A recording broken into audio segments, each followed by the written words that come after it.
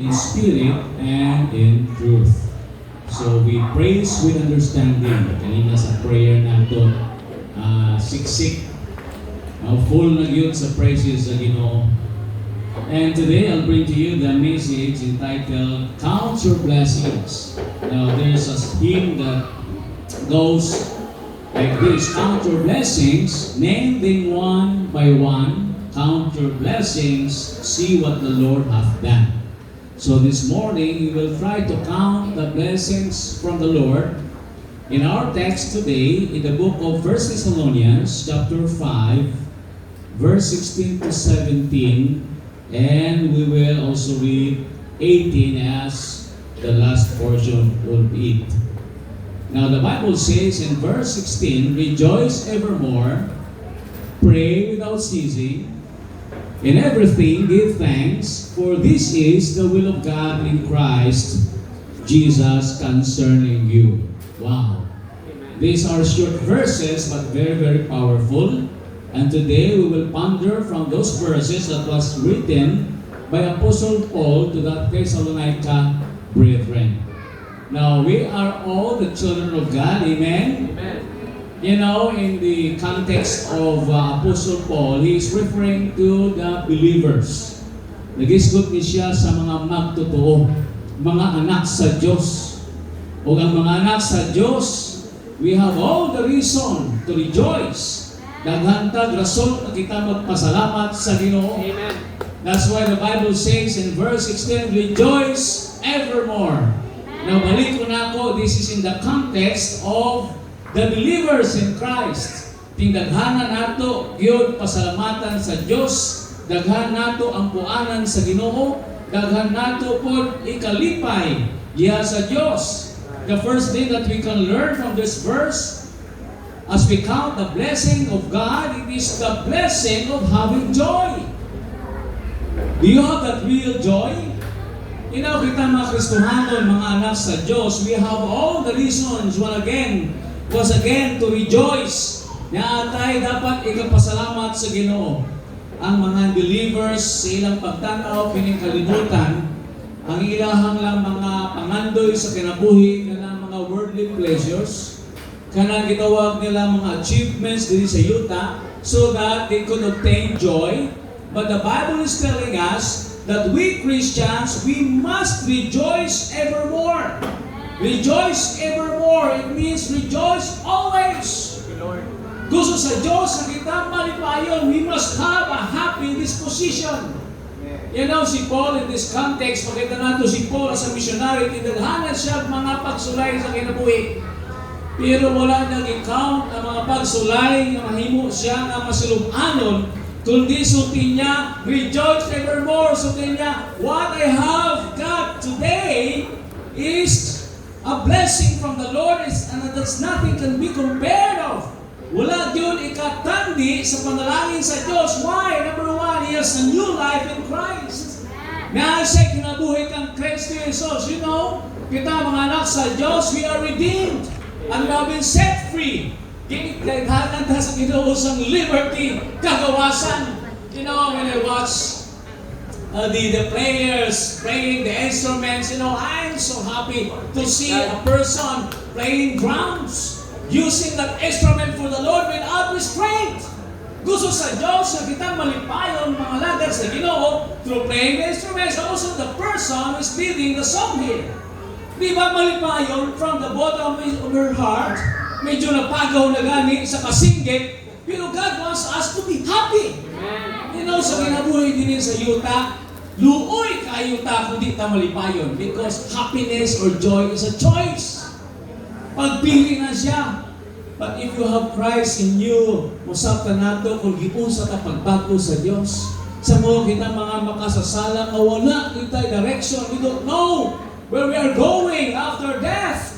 But when we receive the Lord Jesus Christ as our Lord and personal Savior, we have an assurance of salvation.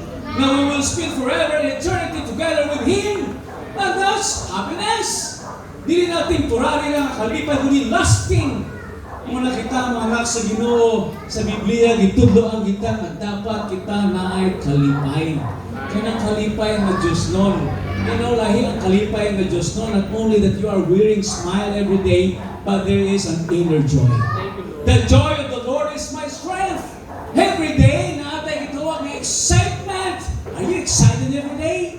Personally, I'm so excited because why? Because I'm looking forward to what God has in store for me. Because I know that when I do His will, I am making my dad happy, my Heavenly Father. Nabala sa atong kasing-kasing kanunay, kanang atong gusto lipayan ang atong amahan. When you wake up in the morning, bakit animo ang hiling palibot, leaves, it seems that they are dancing, they are praising the Creator. If you look at your family, malipay ka kay nga naman, they are alive, more than material things. Aren't you happy? Siguro usahay, mali lang yun ang atong perspective sa kinabuhi, na wala nato ginatanaw ang mga the best sa atong kinabuhi na naitabo.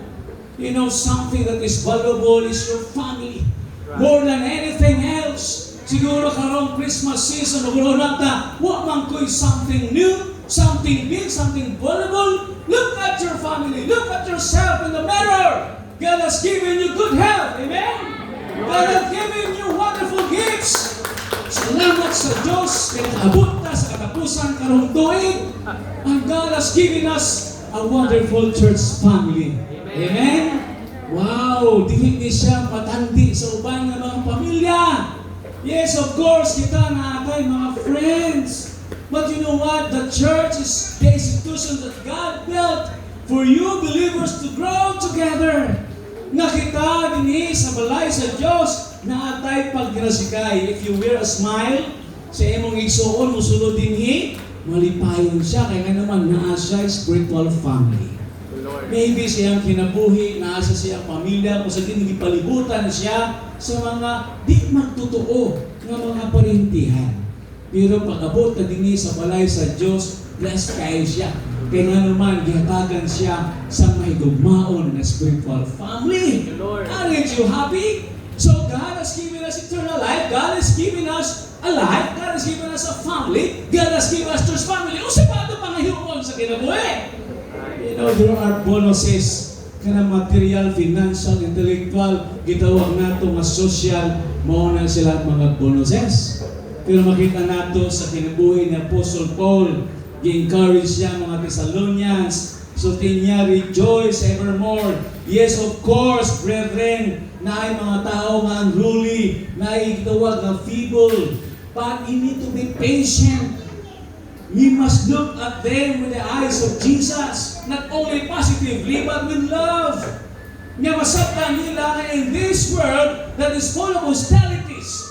Ang atong kalibutan, makita nato karon is in turmoil in our country. But Christians, you should be happy. Rejoice evermore. Count it all joy when you fall into diverse temptations.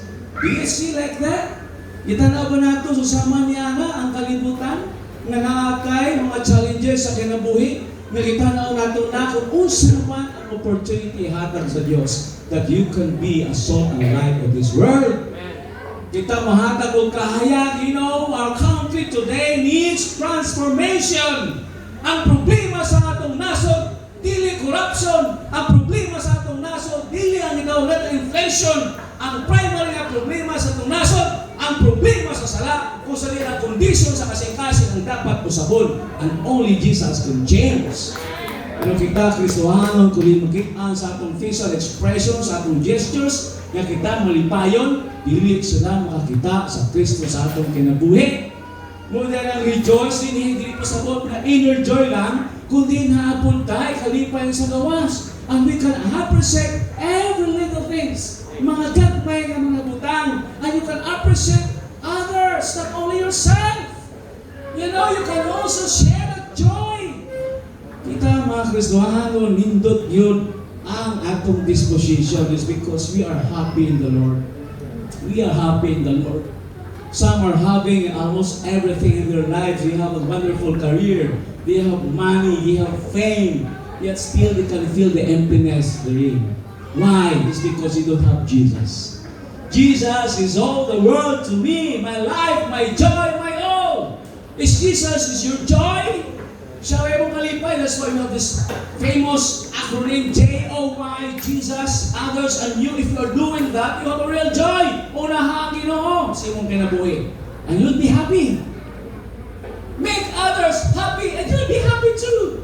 Mga sa atong mga regalo, isa sa atong nasabtan, no, sa grow older, nindot di ay sa panahon sa pinaghatagay, kanang ang tao imong gihatagan, malipay kaysa ikaw naghatag. Kung pasabot mo sa mga gamay o sa kadako, you have done your best and make him smile, make her happy, and you will be happy. Nabati na ba ito na? Nabati na ba nato na nga ang gitawag natong kalipay? Ang mapalipay nato ang ubang tao. Joy to the world, the Lord is come. Na ay kalipay ang kalibutan tungod kay naabot si Kristo Jesus, ang Diyos, ang iyang tumong, mapalipay na ta. Kaya kita mga anak sa Diyos, gusto sa Ginoo, maangkod nato ang tinuod na kalipay nga na kang Kristo Jesus sa itong gidawat nato siya ng atong personal Savior. Do you know that Jesus Christ came that you might have life and have it more abundantly? Not only eternal life, but also abundant life in this present life. But some Christians are just frowning and fretting. Tanaw nila silang kinabuhi, daghang mga pagsulay, daghang mga kalisod. Again, James said, count it all joy. Ikalipay nato when you fall into different trials. Nga naman, God is faithful. Nga ang tanan ni mga pagsulay, God will enable you to escape it. Pero ang Ginoo may purpose in everything. Kung na makasulti kapunta like Job, blessed be the name of the Lord. Praise the name of the Lord, and that is real joy. We must share that joy to others also. Importante masabtan nato nga naaday tay panalangin gitawag na kalipay. Wala lang dahil na siya na confine sa material things or whatever achievements or whatever things na naanato. Kundi ka ng inner joy na brought in Jesus. If you have Jesus in your life, you have that real joy. Because in Jesus alone, there is satisfaction. Again, there is satisfaction in Jesus. In this life, daghan mga contentment sa matag kinabuhi sa ubang mga tao. Kung kita, Kristohanon, so ni Paul, I learn how to be content. Nakakat-on ko. I know how to be abased. I know how to be abound. That's the secret of His joy, to be content. Kontento ta kung usa maabot sa Ginoo, mga daghang panalangin o magamay man, pasalamat ta o malipayon ta. Naba na sa atong kinabuhi? Or base, nag-abot ang kalipay nato sa equation lang kung naay mga events o whatever sa mga maindutan. But the Lord wants us to rejoice evermore. Can we do that? Hindi po sabot ang tanan, no, mauras, nag-smile ta. When you are driving, when you are at work, when you are at home, when you are reading God's Word, you are happy. You are happy. Kung pasabot, maski kung saan nabutang, itabo sa mga kinabuhi, maski nagalingkod lang ka diyan, naglatanaw sa kaya, sa kaya, malipayon ka. You know, karoon natin, rat race, busy ang tanan. But it seems na wala nato na angkol ang kalipay. Why? It's because that joy comes from the Lord Jesus Christ, knowing fully well na ang Diyos ay maong atong katagbawan. The next one, not only the blessing of having joy, but also the blessing of having sufficiency. Amen. Sufficiency. Do you remember what Paul said? My grace is sufficient for thee. Munang iyahang gikot what the Lord has said to him. That's what he has wrote to the brethren na musadiin na sila ito pagkabalakal yapon. My grace is sufficient for thee. O sa connection sa prayer namin. Because we can depend on God at all times. Where we are, where we go, whatever we do, God will supply all our needs according to His riches. Look at you today, church. Diba? As you remember nyo pagsugod sa prayer kanina? Have you heard that? Diba karon on how the Lord has given you a lot of opportunities to bless the Lord and to be the blessing to others. Makita nato inihinay that God is supplying our needs. You know what's in the prayer? The Bible says, pray without ceasing. It doesn't mean that you should not stop. It means that you can pray at all times. We can depend on the Lord. That's the meaning of it. Gusto ni Pablo sa mga Thessalonica ng mga brethren, they must not stop depending on the Lord because He is the source of every blessing. Count your blessing. You can pray. Ang kanindot sa atong mga pagsulay, ang Diyos di ay pinato kanunay matawagan. Munang advantage sa mga anak sa Diyos. Muna mas ingon sa Bible as the prayer goes no early. Ingon sa prayer, even siguro na what anta sa mga loved ones sa kinabuhi. Kung sa may nawala sa itong mga butangan. Ingon sa Thessalonica, ingon po din ni Pablo sila, do not be sorrowful as if you don't have hope. Because if Jesus Christ is in you, those loved ones of ours, na nauna na nato, makita na ihapon ta. So makita nato kita magkristuhan on walay katapusan ng ato diyan kalipay. Kaya naman those loved ones of ours na atong mamiss for a moment lang tungod kay makita na ihapon ta forever in heaven. And the Lord is supplying our emotional needs. Do you know ang Diyos in all aspects of your lives, God is blessing you. That every time you pray, you have an Abba Father that you can call any moment. Salamat sa Ginoo. Tingnan naman, maski nag-agulo ta, na ay Holy Spirit na mag-interpret, maski di ta usahay makalintok sa mga pulong tungod sa kabukat sa atong kasing-kasing. Now, matagusa ka nato, kung naghana gayod na ito ng mga experiences na bitter. Pero salamat sa Diyos, kaya naa siya kanunay ang presensya na ako na ito. And I will never leave you nor forsake you. Unang saad sa Ginoo, nga ang Diyos di ay kanunay mo, uban ka na ito. Di lamang sa atong mga successes, kundi sa trying times. God has been faithful. God has been so good to me. That's why that's also a blessing. That God has given us sufficiency. Dili man sa siguro pinakadato sa atong lugar. Pero salamat sa Diyos, kaya di po ta pinakapobre. Ang Ginoo, naghatag ka ng pagkaon 3 times a day. Ang atong mga needs, kadadag ko po, pero ang Ginoo nag-supply. Pero kabalo mo, ang Diyos naghahatag lang sa mga butang, depende sa atong kakayahan sa atong spiritual. Di gusto sa Diyos nga madaon ta. Ma-overwhelm ta sa material, financial, or whatever na mga successes nga mapalayo ta sa Diyos. Do you know that? Nga ang Ginoo gitagaan niya ta sa taman lang. Nga kung sabihin ng atong faith, di ma-compromise.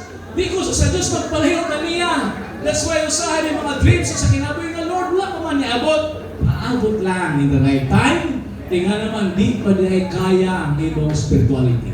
Even in this church, do you know, the material things and whatever programs of ministry, it is just the reflection of your spiritual maturity. Do not be hasty. Do not be so hasty. Sa kadalit na luntang, kusog ka daghang responsibilidad, daghang trabaho, daghang buhaton, pero bantay ta. Kaya nga naman, base ang atong spiritualidad, dili panggang, umawad ang taong kalipay. You know, when we do things, we are doing things out of love.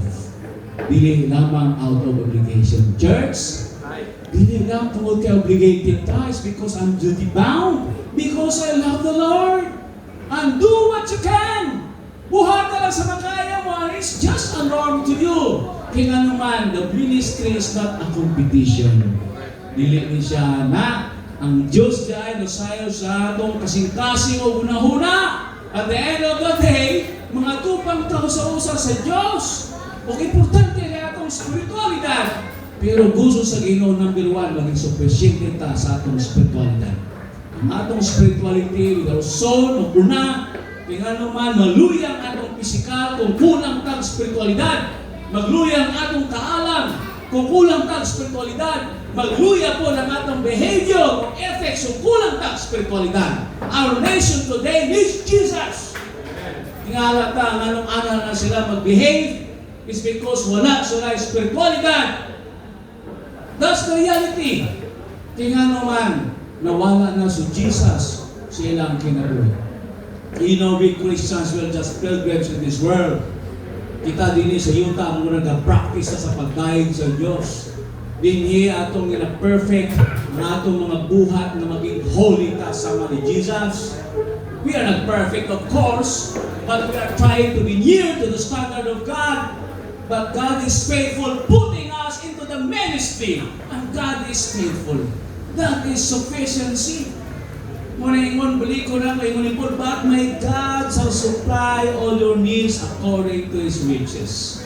Salamat sa Diyos.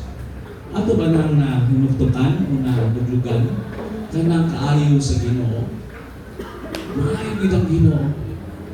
Mahingogin ka nga in the right time, Lord, Ikaw will mag-supply. Salamat kay Ginoo. You know why God has given us limitations? So that we can glorify the Lord. Kaya usahay kung self-sufficient na punta, di na pa makahampo. Amen?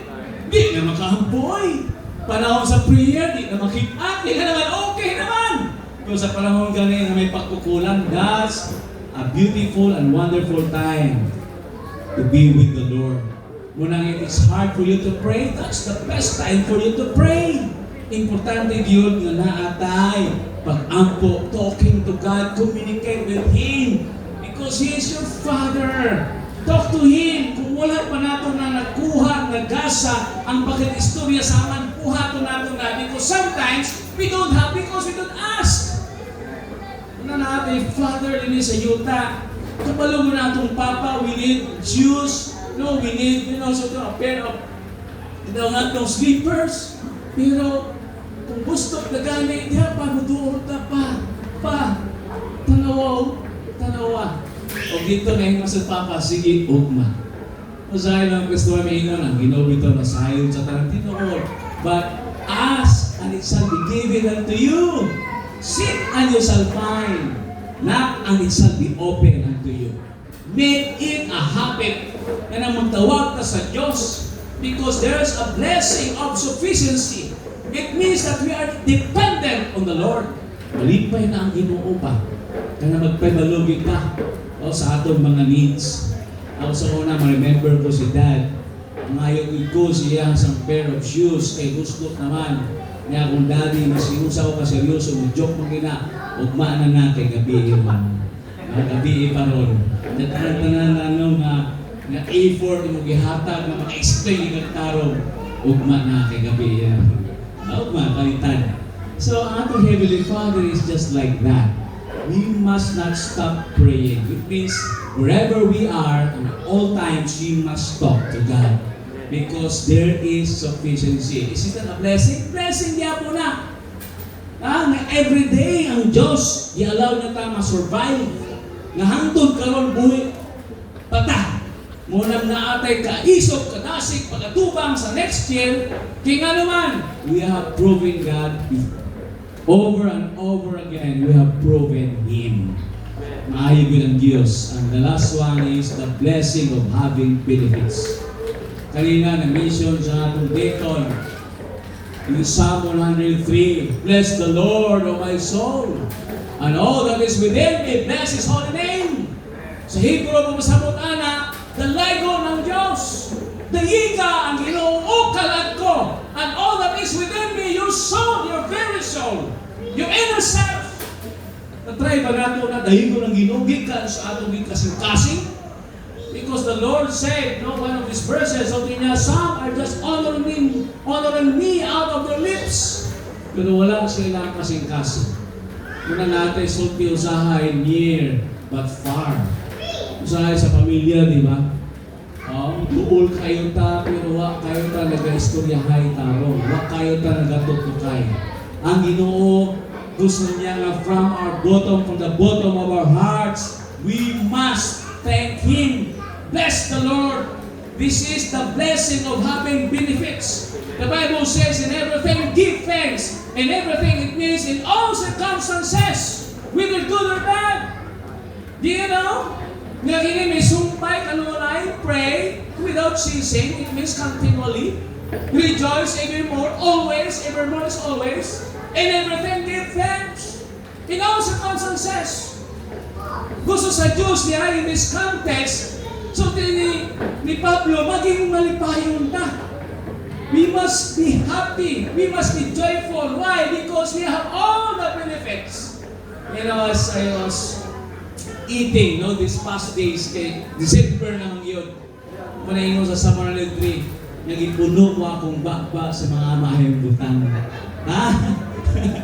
Di ba? Magkaon mo, labian nyo, kayo, salamat Lord. Ha? Gi-fill sa Ginoo yung mouth with good things. Salamat sa Ginoo sa imong taste bud. Ma-enjoy mo, pero kung tao ka na di malipayon, di mapasalamaton, o wala mo nagitanaw ang provision sa Diyos, maski usap pa kadaghan imong gikaon, di gyud ka makalasa sa lami. Kaya nga naman, wala man kay appreciation. Mukhaang mausay sa itulyo ka, nung paspasay na, hindi mo na mag-taste ang kalami. I tell you, usahay. Kaya dito, every milo, kauno mo si isa sa pulo. Kung ibawaan mo kaysa nagluto, anak, pasalamati, brad, sister, salamat sa imong luto. Umik kayo. You see? Oh, a merry heart makes what? Countenance glad. Kung tao kang di magpasalamaton, wakit kayo kalipay, maski usap pa sa imong atubangan. Pero every moment, try every moment, i-appreciate mo, lasapon mo, ma-enjoy ka. Ma-enjoy ka. Mo nang gusto sa Diyos sa atong kinabuhi. In everything, give thanks. In everything, give thanks. For this is the will of God concerning you.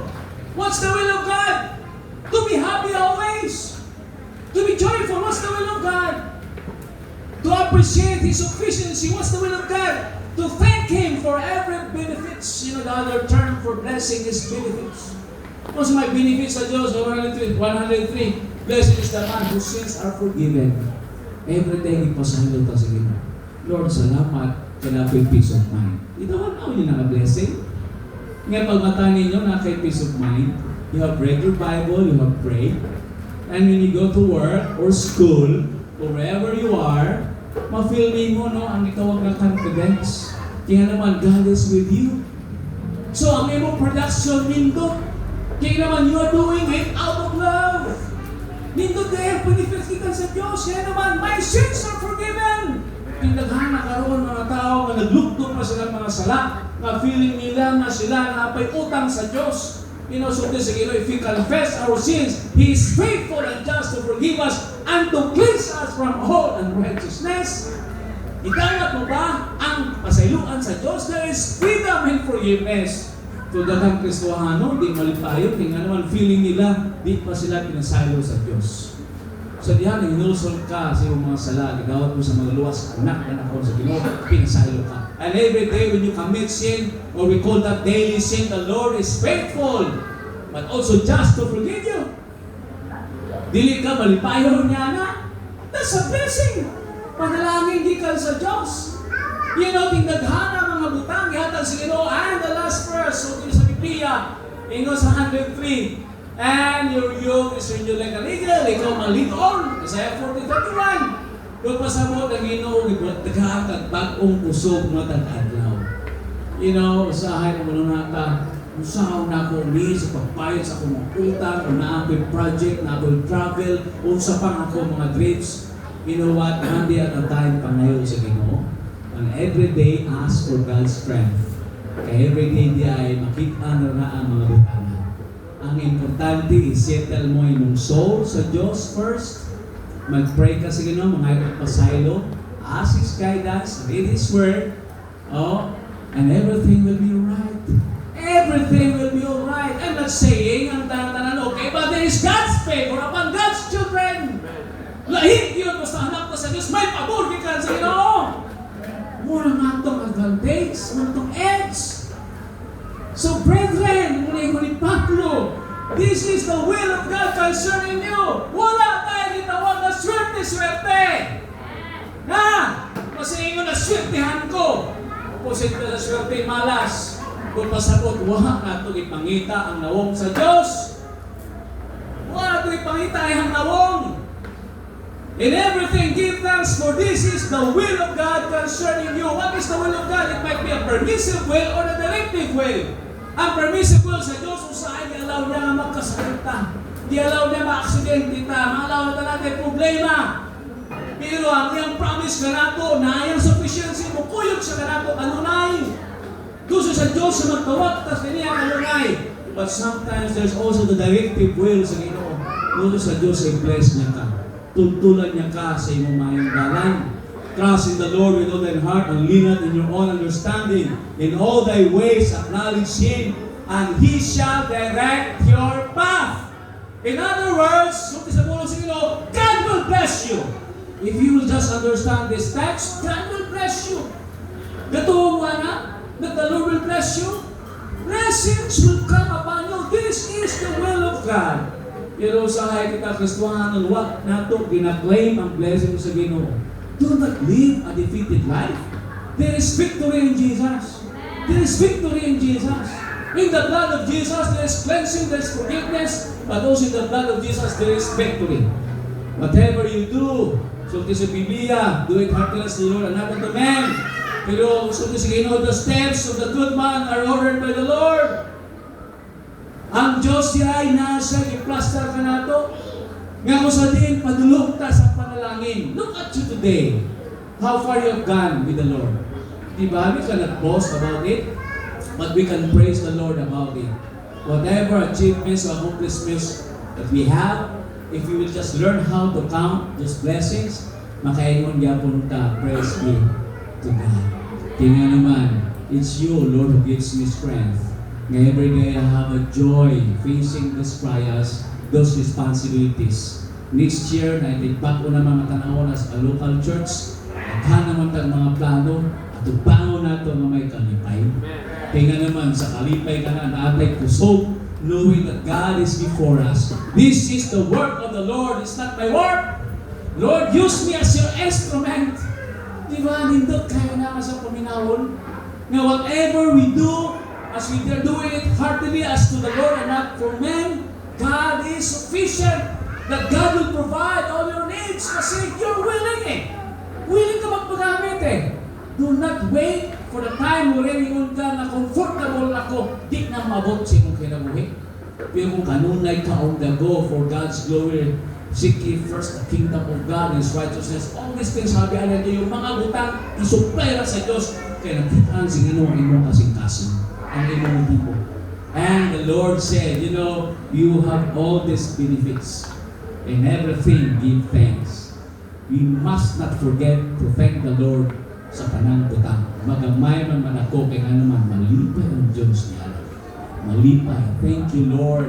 Maski o sa tanga-tanga, alang hangad po. No, tanga-ta, mahangad ta sa taas. Salamat, Ginoo. Ginagkay mo ko sa aksidente. Grabe, ka-traffic karon. Grabe, ang mga tao, paspasay lagi karon. Salamat, Ginoo, sa pag-protect mo naman ko. Pagod sa balay, salamat, Lord, kay kumpleto ang mong pamilya. Salamat, Ginoo, sa trabaho, kang sabihin, na ako'y income, na ako'y panggastos. Salamat, Ginoo, sa mga butang. Ngayon mong pagbuhaton ka na akong uban mo ang panako nakitaan. Pero ikaw naging maayos sa akong kinabuhi. Count your blessings. Name them one by one. Count your blessings and see what the Lord hath done. Let's pray. Our Heavenly Father, today we are so thankful to the Lord. Tungod ikaw ang Diyos namo nga maayo gayon. Salamat Ginoo sa panalangin sa kalipay. You have taught us to rejoice evermore, to rejoice always, be happy. Tungod Lord, we have eternal life. We have relationship with you. We have mansions in heaven, and in this earth, there is an abundant life. Kaya nagpuyo kami ng matarong sa mga tubangan. Wala kami nahadlok sa mga dautan. Kaya ang Diyos, Lord, mauna ang amping ka namo.